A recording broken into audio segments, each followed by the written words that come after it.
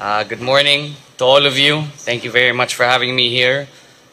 First of all, I would like to greet, of course, the Chief of the Philippine National Police, General Benjamin Acorda Jr., ang aking kaibigan.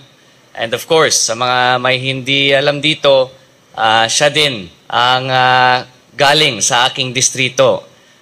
So ibig sabihin, siya ay isa sa aking mga botante, kaya kailangan talaga sumipsip. Of course, Lieutenant General John Arnaldo,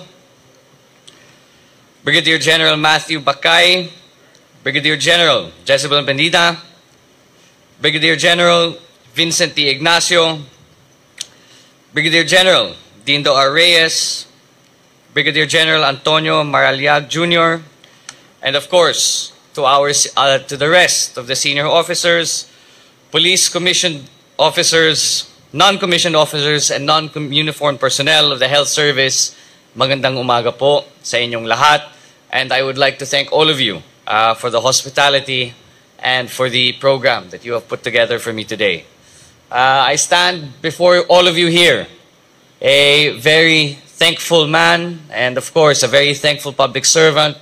And I have come to thank all of you on behalf of not only the people of Ilocos Norte, but of course, of our beloved President for all of the hard work that you have shown us, not only in the last 2 years, but during all of your stints as uniformed personnel and of course as public servants yourselves to this country. So of course, I am here to help in any way, shape, or form that I can and extend any assistance that I can to the Philippine National Police.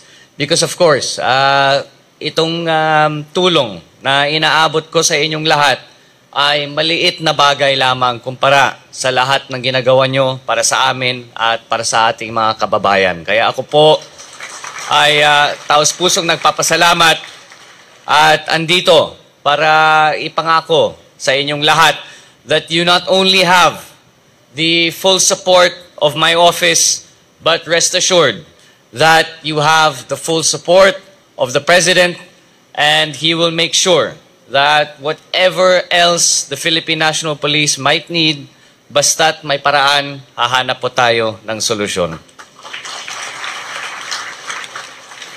And I would also like to commend our Chief for the fine work he has done in the stint that he has had during his term.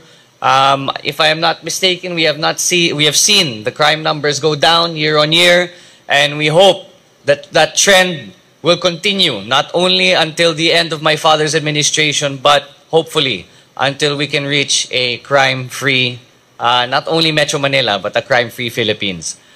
So we all know that we are one in working towards that goal.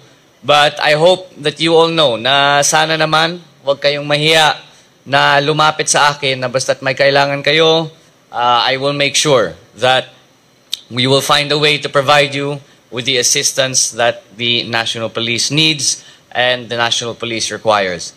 So once again, I would like to thank all of you here for your participation, for your help, and of course, for being one. Not only for a bagong Pilipinas, kundi para sa isang bagong Pilipino. So thank you all of you for your support.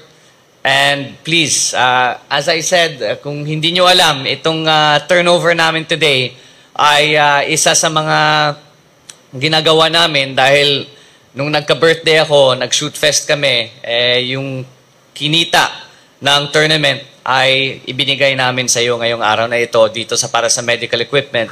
So,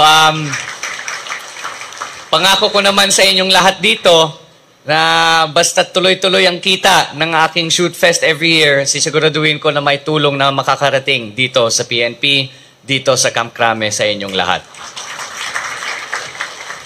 So once again, thank you all of you. God bless the Philippine National Police. God bless the Republic of the Philippines. Mabuhay po kayong lahat.